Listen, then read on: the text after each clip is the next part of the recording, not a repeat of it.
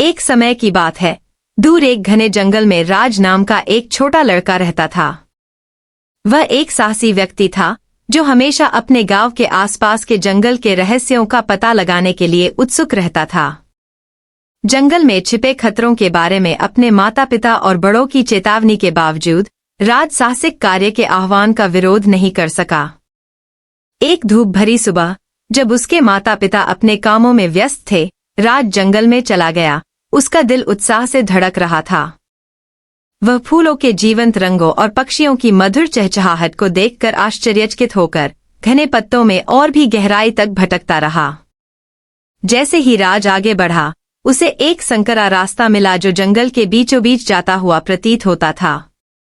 बिना किसी हिचकिचाहट के उसने पथ का अनुसरण किया। उसकी जिज्ञासा उसे आगे बढ़ा रही थी।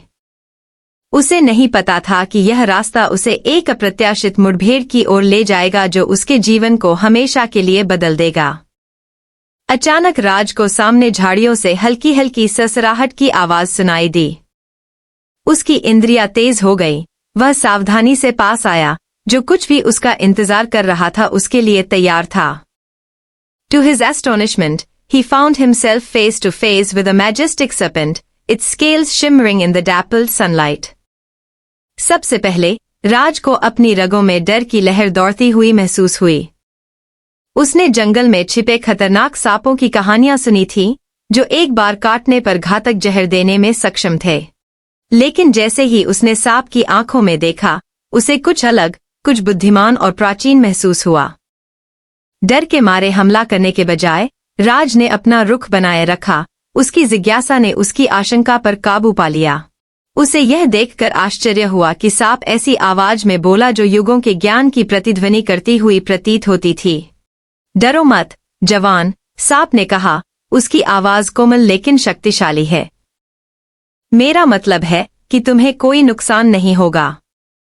राज की आंखें अविश्वास से फैल गईं। उसने कभी सपने में भी नहीं सोचा था कि वह जंगल के बीचों बीच एक नागिन से बातचीत करेगा। उत्सुकतावश उसने पूछा, तुम कौन हो, बुद्धिमान सांप, और तुम्हें इस स्थान पर क्या लाया है? उत्तर देने से पहले सांप ने उसे जानने वाली दृष्टि से देखा। मुझे वासुकी, जंगल का संरक्षक और उसके रहस्यों का रक्षक के रूप में जाना जाता है। मैंने अनादिकाल से इन भूमियों पर नजर रखी है और उन लोगों का मार्गदर्शन किया है जो ज्ञान प्राप्त करने के लिए पर्याप्त बहादुर हैं। वासुकी की बातों से मोहित होकर राज ने ध्यान से सुना। लड़के की ज्ञान की प्यास को भांपते हुए सांप ने आगे कहा, लेकिन जंगल में कई खतरे हैं, युवा राज। यह कमजोर दिल वालों के लिए जगह नहीं है। केवल वे ही जो साहसी और दयालु हैं, इसके वास्तविक रहस्यों को उजागर करने की आशा कर सकते हैं। खुद को योग्य साबित करने के लिए दृढ़ संकल्पित राज ने उत्सुकता से सिर हिलाया। मैं अपने रास्ते में आने वाली किसी भी चुनौती का सामना करने के लिए तैयार हूँ, बुद्धिमान वासुकी। कृपया मुझे जंगल के तौर तरीके सिखाएं ताकि मैं भी आपकी तरह अभिभावक बन सकूं। राज की बहादुरी से प्रभावित होकर वासुकी उसे अपने संरक्षण में लेने और जंगल के रहस्य बताने के लिए सहमत हो गया। इसके बाद के दिनों में राज वासुकी के साथ अनगिनत साहसिक यात्राओं पर गया, जंगल के तौर तरीके सीखे और एक अभिभावक के रूप में अपने कौशल को निखारा। साथ मिलकर उन्होंने खतरनाक नदियों का सामना किया, ऊंची चट्टानों पर चढ़ाई की और दोस्त और दुश्मन सभी प्रकार के प्राणियों का सामना किया। इस सब के माध्यम से राज ने खुद को एक योग्य साथी साबित किया। उसका साहस और करुणा विपरीत परिस्थितियों में चमकती रही। लेकिन उनकी सबसे बड़ी चुनौती सामने थी, जो जंगल के बीचों बीच छिपी हुई थी। किंवदंतियों में शक्तिशाली मंत्रों द्वारा संरक्षित एक पवित्र उपवन की बात की गई थी, जहां जंगल की प्राचीन आत्माएं निवास करती थीं।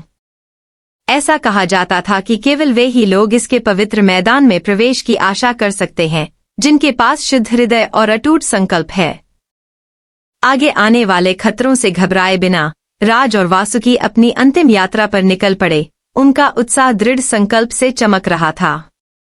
जैसे जैसे वे जंगल में गहराई तक जाने लगे, उन्हें कठिन बाधाओं का सामना करना पड़ा, जिससे उनकी ताकत और संकल्प की चरम सीमा तक परीक्षा हो रही थी। आखिरकार वे पवित्र उपवन के प्रवेश द्वार पर पहुंचे, जादू का एक झिलमिलाता पर्दा जिसने उनका रास्ता रोक दिया।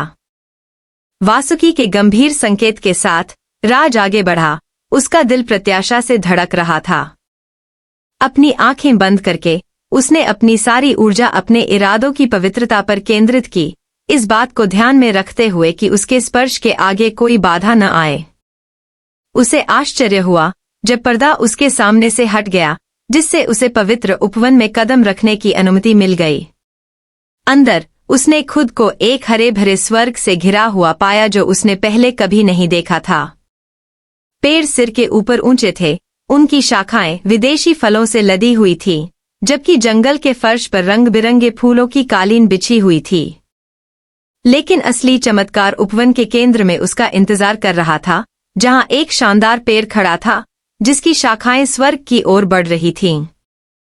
इसके आधार पर पानी का एक झिलमिलाता तालाब था, इसकी सतह अलौकिक रोशनी से तरंगित हो रही थी।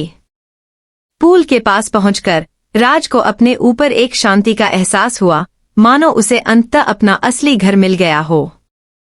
पानी के पास घुटने टेकते हुए उसने उसकी गहराई में देखा, जहां उसे अपना प्रतिबिंब दिखाई दिया, लेकिन वैसा नहीं जैसा उसने पहले कभी देखा था। प्रतिबिंब में राज ने सिर्फ एक लड़के को नहीं, बल्कि जंगल के संरक्षक को देखा। उसका दिल करुणा से भरा था और उसकी आत्मा साहस से चमक रही थी। तब उसे अपनी यात्रा के सही अर्थ का एहसास हुआ, वह सबक जो वासुकी हमेशा से उसका मार्गदर्शन करता रहा था।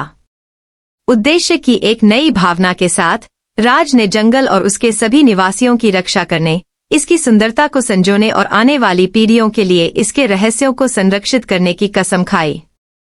और जैसे ही उसने अपनी प्रतिज्ञा की, उसे अपने अंदर ऊर्जा का प्रवाह महसूस हुआ, मानो जंगल की आत्मा ने उसे अपना मान लिया हो।